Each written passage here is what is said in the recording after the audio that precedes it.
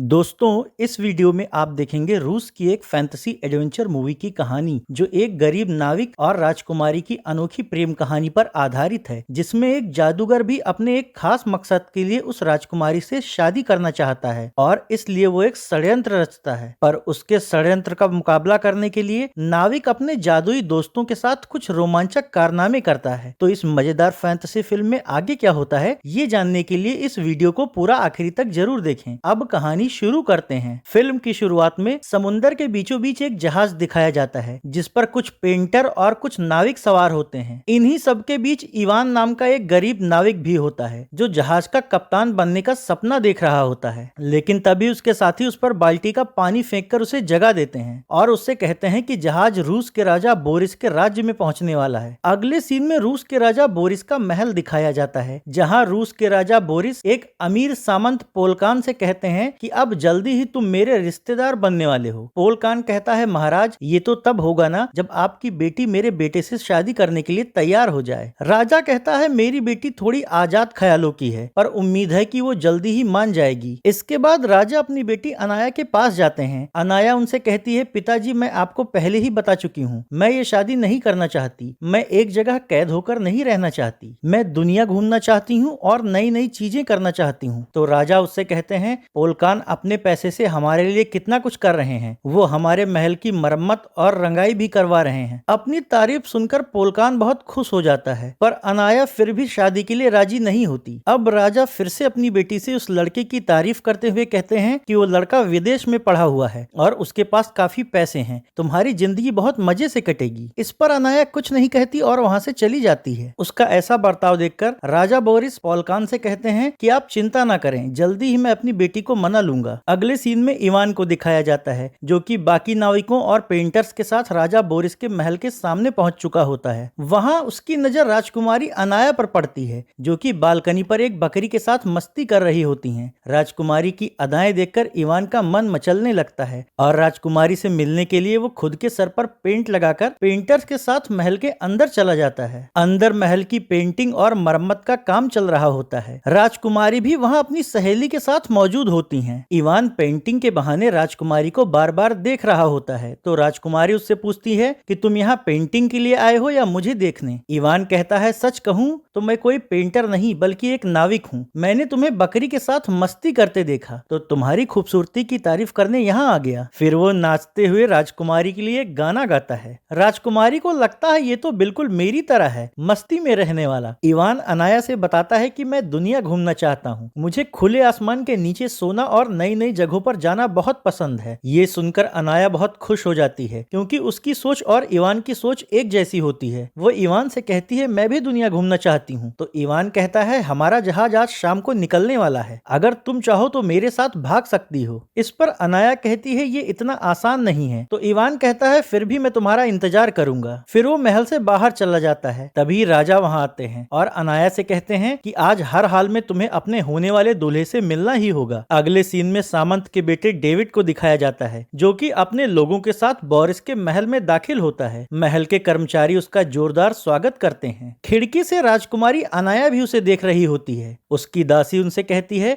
दिखने में तो काफी सुंदर है आपका होने वाला दूल्हा। अब राजा के दरबार में सामंत और उसके बेटे डेविड के सम्मान में कुछ नाच गाना प्रस्तुत किया जाता है। इस दौरान डेविड राजकुमारी को अपना परिचय देता है। दूसरी तरफ जहाज निकलने वाला होता है, पर जब अनाया वहां नहीं पहुंचती तो इवान जहाज छोड़ने लगता है। इस पर उसका दोस्त कहता है कि वो राजा की बेटी है, तुम्हारा दिमाग खराब हो गया है क्या? तो इवान कहता है कि तू नहीं समझेगा, इससे मेरी लाइफ सेट हो जाएगी। इधर दरबार में डेविड सबके सामने पिंजड़े में कैद एक लड़की को दिखाता है। अनाया उससे पूछती है, तुमने इस लड़की को पिंजड़े में क्यों रखा है? तो डेविड कहता है कि इसकी सुंदरता पर मत जाओ, ये एक डायन है। फिर वो उस लड़की को बाहर निकालता है और उसे उसके असली रूप में आने को कहता है। देखते ही देखते वो लड़की एक खतरनाक पक्षी में बदल जाती है जिससे आग निकल रही होती है। उसे देखकर महल में मौजूद लोगों में भगदड़ मच जाती है। अनाया कहती है, कहीं ये भाग न जाए। तो डेविड कहता है, नहीं, इसे मैं कंट्रोल कर सकता हूँ। फिर डेविड अपनी उंगली में पहनी हुई एक जादुई रिंग घुमाता है जिससे वो पक्षी एक जगह बैठ जाता है। अब डेविड उस पक्षी से आग उगलने को कहता है तो वो पक्षी आग उगलने लगता है। महल के सभी लोग डेविड को उस खतरनाक पक्षी को कंट्रोल करते हुए देखकर हैरान रह जाते हैं। अब तक इवान भी चुपके से महल में दाखिल हो जाता है। इधर राजा बोरिस अपनी बेटी बेटी अनाया से कहते हैं कि तुम डेविड के साथ थोड़ा वक्त गुजारो ताकि एक दूसरे को अच्छे से समझ सको। फिर वो चले जाते हैं और डेविड राजकुमारी को रिझाने की कोशिश करने लगता है, लेकिन इससे पहले कि वो अनाया को किस करता, इवान वहां पहुंच जाता है। महल के सैनिक उसके पीछे लगे होते हैं और उसे पकड़ लेते हैं। तो अब डेविड इवान के पास जाता है और उसकी आंख पर एक स्प्रे मारता है, जिससे उसकी आंखों में जलन होने लगती है। अनाया कहती है उसे छोड़ दो, पर डेविड सैनिकों से कहता है इसको भी उसी जेल में डाल दो जिसमें उस पिंजड़े वाली डैन को रखा गया है। अब जब सैनिक इवान को वहां से लेकर चले जाते हैं तो डेविड फिर से राजकुमारी के करीब आने की कोशिश करता है, पर अब तक राजकुमारी का मन बदल जाता है और वो वहां से चली जाती है। अगले सीन में जेल में बंद इवान और डैन को दिखाया जाता है। वो इवान से अपना नाम यामिनी बताती है। इवान उससे पूछता है कि तुम एक डैन हो, क्या इसीलिए ही इन लोगों ने तुम्हें कैद किया है? यामिनी कहती है मैं डैन जनजाति से जरूर हूँ, पर मैं बेवजह किसी को नुकसान नहीं पहुंचाती। डेविड ने मुझे अपने फायदे के लिए इस पिंजड़े में कैद किया है। अब इवान कहता है मैं यहाँ अनाया को ले जाने के लिए आया था। यामिनी कहती है तुम राजा बोरिस का सच नहीं जानते, वो कंगाल हो चुके हैं, उनके पास राज्य चलाने के लिए बिल्कुल भी धन नहीं बचा है, इसलिए वो उस अमीर सामंत पोलकान के बेटे से राजकुमारी की शादी करना चाहते हैं। इस पर इवान उससे पूछता है कि आखिर राजा के सामंत के पास राजा से भी ज्यादा धन कैसे आया? तो यामिनी उससे कहती है कि राज्य के उस पार एक रहस्यमय जंगल है, वहाँ कई जादुई प्राणी रहते हैं, उस जंगल में बहुत सारा खजाना छिपा है। पोलकान और उसके बेटे को वहाँ से बहुत सारा सोना मिला था, इसलिए आज वो इतने धनवान हैं। दोनों बातें ही कर रहे होते हैं कि तभी सबकी नजरों से बचते हुए अनाया जेल के अंदर आती है और इवान की जंजीरें खोलते हुए उससे कहती है कि तुम जल्दी से शहर से बाहर निकल जाओ, नहीं तो इस बार ये लोग तुम्हें फांसी दे देंगे। इवान कहता है मैं यहाँ से रहस्यमय जंगल जाऊंगा और वहाँ से खजाना लेकर वापस लौटूंगा, फिर तुम्हारे पिता तुम्हारी शादी मुझसे कर देंगे। अनाया कहती है उस जंगल में जाने वाले ज्यादातर लोग या तो मारे गए हैं या लापता हो गए हैं। इसी बीच यामिनी इवान से कहती है कि तुम्हारी मदद के लिए मैं तुम्हें एक जादुई बॉल दे रही हूँ, ये तुम्हें रास्ता दिखाएगा। तो अब इवान उस लाल बॉल को लेकर वहाँ से निकलता है। अगले दिन सुबह राजा अपनी बेटी अनाया से कहते हैं कि मैंने सुना है तुम्हारा एक नाविक से चक्कर चल रहा है। अनाया कहती है हाँ, क्योंकि वो मेरे जैसा ही है। इस पर राजा बोरिस कहते हैं कि आखिर तुम समझ क्यों नहीं रही हो, हमारा राजकोष खाली हो चुका है, राज्य चलाने के लिए उसमें अब बहुत थोड़ा सा ही धन बचा है, इसलिए अगर तुमने पोलकान के बेटे से शादी नहीं की तो वो हमें पैसे नहीं देगा और हम बिल्कुल कंगाल हो जाएंगे। कम से कम प्रजा की भलाई के लिए ही तुम डेविड से शादी कर लो। इसके बाद राजा सैनिकों से कहकर अपनी बेटी को कमरे में ही नजरबंद करवा देते हैं ताकि वो वहां से भाग न सके। उधर इवान जादुई बॉल के साथ रहस्यमय जंगल में पहुंच जाता है। आगे बढ़ने पर वो बॉल एक जगह रुक जाता है और इवान को इशारे से कुछ बताने की कोशिश करने लगता है। इसी दौरान जंगल में एक इंसानी मुर्गा नजर आता है जो कि नाचते हुए गाना गा रहा होता है। फिर वो इवान के पास आकर उससे कहता है कि बिना मुझे हराए तुम यहाँ से आगे नहीं जा सकते। तो इवान उसे एक मुक्का मारकर गिरा देता है। रात को इंसानी मुर्गा इवान से कहता है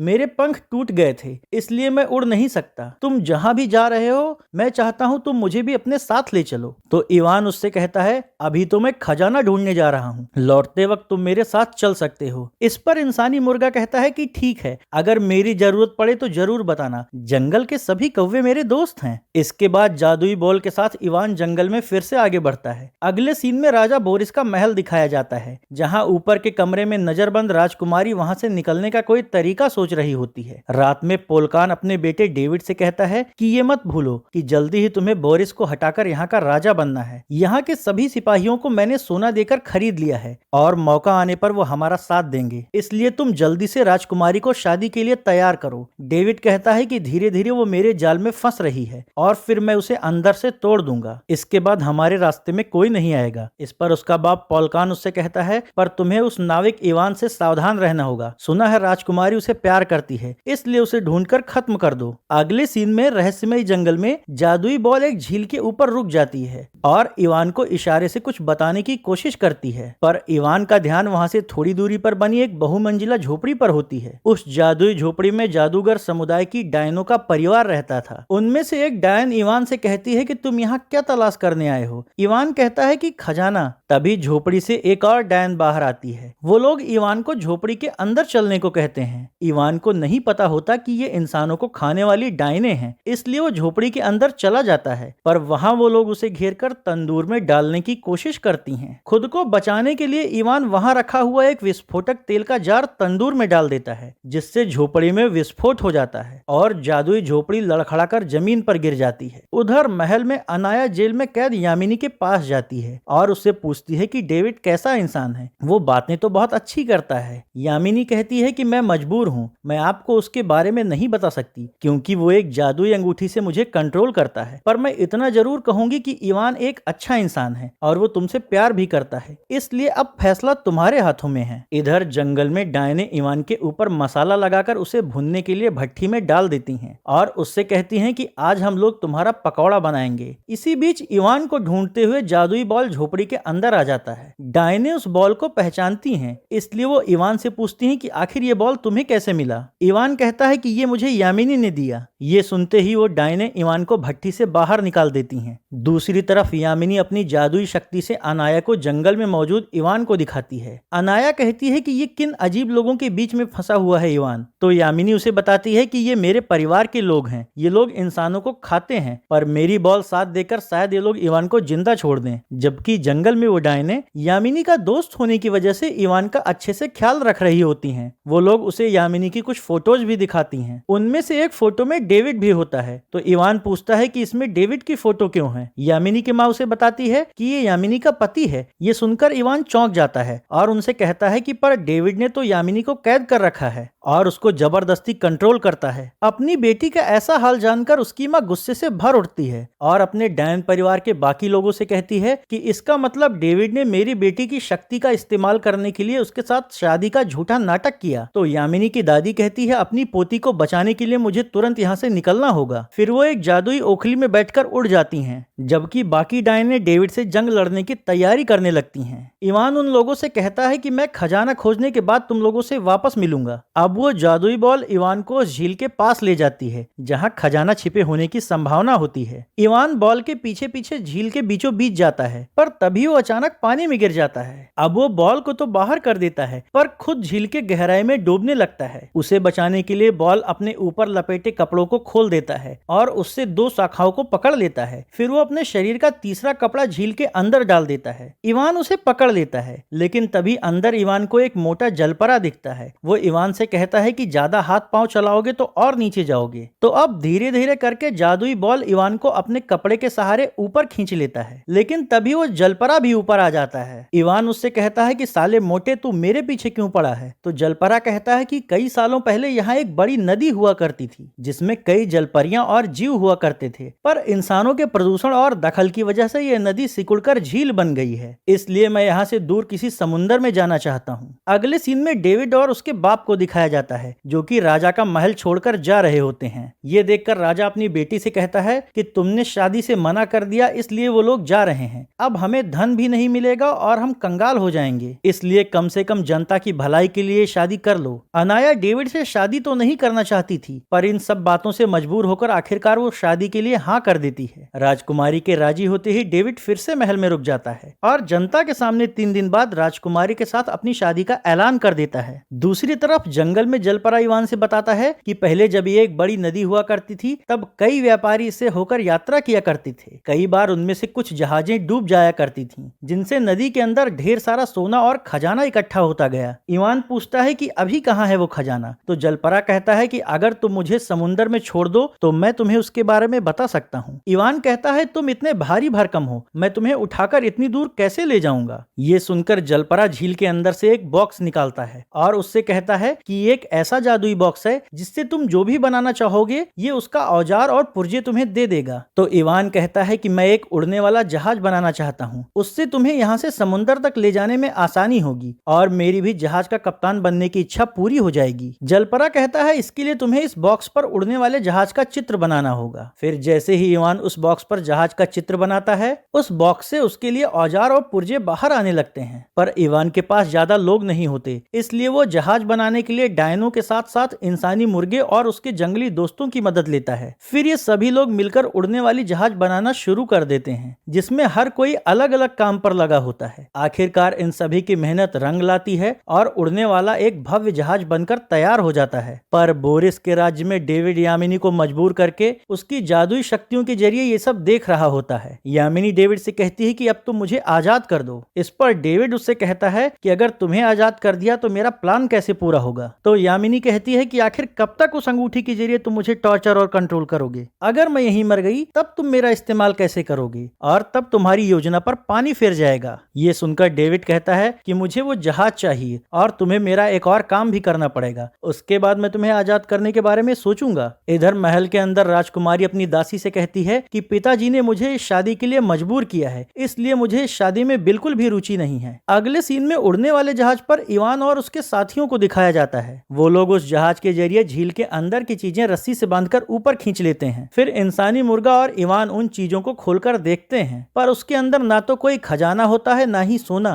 अब इंसानी मुर्गा जलपरा से कहता है कि तुमने हमसे झूठ बोला, इसमें तो कोई खजाना नहीं है। जलपरा उन लोगों से कहता है कि मुझे माफ करना, कुछ सालों पहले यहाँ डेविड नाम का एक आदमी आया था। उसने मुझसे वादा किया था कि वो मुझे समुंदर में छोड़ देगा। बदले में मैंने झील का सारा सोना और खजाना उसे दे दिया, पर उसने मुझे धोखा दिया और कभी वापस लौट कर नहीं आया। अगर मैं तुमसे ये बात पहले बता देता तो तुम लोग मुझे समुंदर तक ले जाने के लिए कभी राजी नहीं होते। इवान कहता है अब मुझे समझ में आ रहा है कि पोलकान और डेविड के पास इतना धन कहां से आया। जलपरा कहता है कि वो तो अच्छा हुआ कि मैंने उसे अपना जादुई बॉक्स और बाकी अनोखी चीजें नहीं दी। अब इवान इंसानी मुर्गे से कहता है कि जहाज को उड़ाकर बोरिस की महल की ओर ले चलो। अगले दिन जब राजकुमारी तैयार हो रही होती है तभी शोर सुनकर वो बालकनी पर जाती हैं। तो वहां वो देखती है कि उड़ने वाले जहाज पर सवार होकर इवान डायनो और अपने बाकी साथियों के साथ महल के करीब पहुंच चुका है, लेकिन डेविड ने पहले ही इससे निपटने के लिए वहां सैनिक इकट्ठा कर लिए थे। ये देखकर इवान जहाज को और ऊपर की तरफ ले जाने लगता है, पर जहाज को नीचे गिराने के लिए डेविड के सैनिक जहाज पर रस्सियों से लंगर फेंकते हैं और फिर सब मिलकर उस जहाज को नीचे खींचने लगते हैं और उनमें से कुछ सैनिक ऊपर जहाज पर चढ़ने लगते हैं। उन्हें रोकने के लिए डायने अपनी ओखली में बैठकर उड़ते हुए उन सैनिकों से मुकाबला करने लगती हैं और अपने जादुई झाड़ू से उन्हें एक एक करके मारना शुरू कर देती हैं। इधर जहाज पर चढ़ चुके सैनिकों से इवान लड़ रहा होता है और वो उन्हें नीचे फेंकने की कोशिश कर रहा होता है। अपने लोगों को कमजोर पड़ता देखकर डेविड नीचे के सैनिकों से तोपों में से बड़े लंगर फेंकने को कहता है। सैनिकों द्वारा फेंके जा रहे उन बड़े लंगरों में से कुछ लंगरों को तो उड़ रही डायने रोककर सैनिकों पर ही फेंक देती हैं, पर बाकी नुकीले लंगर जहाज में घुस जाते हैं। फिर सैनिक उन लंगरों से बंधी हुई जंजीरों के सहारे चक्री घुमाकर जहाज को नीचे खींचने लगते हैं। इस दौरान डेविड अपनी अंगूठी के जरिए यामिनी को आग वाला पक्षी बनने के लिए मजबूर करता है और उससे डायनो और जहाज पर आग उगलने को कहता है। ना चाहते हुए भी यामिनी को आग वाला पक्षी बनकर अपने ही परिवार के डायनो पर हमला करना पड़ता है, जिससे इवान और उसके साथी कमजोर पड़ने लगते हैं। इस बीच इवान लंगर वाली रस्सियों को काटने की कोशिश करता है ताकि जहाज को ऊपर उड़ाया जा सके। ये देखकर आग वाला पक्षी इवान पर हमला करने की कोशिश करता है, तो इवान को बचाने के लिए इंसानी मुर्गा आग वाले पक्षी के ऊपर कूद पड़ता है और उससे भिड़ जाता है। आखिरकार इवान लंगर वाली रस्सियां काटने में कामयाब हो जाता है, जिससे जहाज ऊपर की तरफ जाने लगता है। अब जहाज पर मौजूद जलपरा नीचे समुद्र में कूद जाता है। फिर आग वाले उस पक्षी से निपटने के लिए इवान जहाज में लपेटी हुई लंगर की एक जंजीर हथौड़े से तोड़ देता है। वो जंजीर उड़ रहे पक्षी के शरीर में लिपट जाती है, जिससे वो पक्षी नीचे समुद्र में गिर जाता है। इसके बाद इवान महल के बालकनी पर खड़ी राजकुमारी से अपने साथ चलने को कहता है। राजकुमारी इसके लिए तैयार हो जाती है, लेकिन इससे पहले कि इवान राजकुमारी का हाथ पकड़कर उसे जहाज पर चढ़ा पाता, डेविड इवान की ओर एक तीर चला देता है। तीर सीधा इवान के सीने पर लगता है और अनाया के आंखों के सामने ही वो समुद्र में गिर जाता है। इस घटना से राजकुमारी और इवान के बाकी सभी साथी बहुत दुखी होते हैं और डेविड को लगता है कि उसने ये जंग जीत ली है, लेकिन समुद्र में मौजूद जलपरा इवान को समुद्र से बाहर निकाल लाता है। तीर लगने की वजह से उसकी हालत बहुत खराब होती है और वो मरने की कगार पर होता है। डायने और इंसानी मुर्गा तमाम तरह की जड़ी बूटियों से उसका उपचार करने की कोशिश कर रहे होते हैं और महल के अंदर अपनी जादुई शक्ति से यामिनी अनाया को ये सब दिखा रही होती है। इवान की ऐसी हालत देखकर अनाया कहती है कि कैसे भी करके तुम मुझे उसके पास भेजो, पता नहीं कि वो बचेगा भी या नहीं। यामिनी कहती है ठीक है। फिर वो उसे एक बूढ़ी औरत में बदल देती है ताकि वहां उसे कोई पहचान न ले। इसके बाद अनाया इवान के पास जाती है और उसे किस करती है। इवान का उपचार तो पहले से ही हो रहा था, पर अनाया की किस से उसे इतने दिनों बाद होश आ जाता है। अब वो अनाया से कहता है कि भले ही तुम बूढ़ी हो, पर मैं तुम्हें छूकर पहचान सकता हूँ। इधर पिंजरे में बंद यामिनी राजकुमारी का रूप रख लेती है। थोड़ी देर बाद जब डेविड पिंजरे के पास जाता है तो राजकुमारी को अंदर देखकर वो चौंक जाता है और उनसे पूछता है कि तुमको अंदर किसने कैद किया, और वो वो डायन कहाँ गई? यामिनी कहती है कि वो मुझे अंदर करके खुद भाग गई। ये सुनते ही डेविड जल्दी से पिंजरा खोलकर यामिनी को बाहर निकालता है। इसके बाद वो अपनी अंगूठी घुमाकर यामिनी को कंट्रोल करना चाहता है ताकि वो जहाँ कहीं भी हो यहाँ आ जाए, लेकिन यामिनी उसे प्यार करने के बहाने उसका हाथ पकड़कर उसे ऐसा करने से रोक लेती है ताकि डेविड को ये सच न पता चल पाए कि वो यामिनी है, ना कि राजकुमारी। पर डेविड फिर से अपनी अंगूठी घुमाने की कोशिश करता है तो राजकुमारी के रूप में उसके सामने खड़ी यामिनी उसकी अंगूठी निकालकर सामने की खिड़की से समुद्र में फेंक देती है और डेविड से कहती है कि आपके सामने इतनी खूबसूरत राजकुमारी है और आप एक डैन के चक्कर में पड़े हैं। थोड़ी देर बाद जब यामिनी राजकुमारी के कमरे में होती है तभी असली राजकुमारी अनाया बूढ़ी औरत के रूप में इवान के साथ वहां वापस आ जाती है और यामिनी से कहती है कि अब तुम मुझे फिर से मेरे असली रूप में कर दो। यामिनी कहती है कि अभी नहीं, अभी डेविड का हिसाब करना बाकी है। फिर ये लोग एक प्लान बनाते हैं। उधर इन सब बातों से अनजान डेविड और उसके बाप की राजा से बहस हो रही होती है क्योंकि राजा वो उड़ने वाला जहाज खुद लेना चाहता था। तभी राजकुमारी के रूप में यामिनी वहां आती है और सैनिकों से राजा को गिरफ्तार करने को कहती है। ये सुनकर राजा चौंक जाता है और दोनों बाप बेटे खुश हो जाते हैं कि ये अपने बाप का साथ छोड़कर हमारा साथ दे रही है। अगले दिन राजमहल में डेविड और राजकुमारी की शादी की रस्म हो रही होती है। डेविड के सामने चेहरा ढकी हुई यामिनी खड़ी होती है और असली राजकुमारी भी बूढ़ी औरत के रूप में वहां मौजूद होती है। इसके बाद डेविड और यामिनी दोनों शादी के लिए सहमति देते हैं और हस्ताक्षर करते हैं। शादी की रस्म पूरी हो जाती है, लेकिन फिर जैसे ही डेविड दुल्हन के चेहरे से पर्दा उठाता है क्योंकि वहां राजकुमारी की जगह यामिनी होती है, तभी मुक्का मारकर यामिनी डेविड के नाक से खून निकाल देती है और अनाया वो खून डेविड और यामिनी की पहले की हुई शादी के हस्ताक्षर पर लगा देती है। अब यामिनी डेविड से कहती है कि याद आया तुम्हें कुछ? मेरी शक्तियों को कंट्रोल करने के लिए तुमने मुझसे शादी का झूठा नाटक किया और अपने खून की जगह नकली खून से साइन किया और फिर मेरे खून और शादी की अंगूठी का इस्तेमाल करके तंत्र विद्या के जरिए तुमने मुझे कंट्रोल करना शुरू कर दिया और मेरी शक्तियों का इस्तेमाल करने के लिए मुझे पिंजरे में डाल दिया। पर आज शादी के हस्ताक्षर पर तुम्हारा असली खून लग गया है जिससे वो तंत्र टूट गया है और अब मैं आजाद हूँ।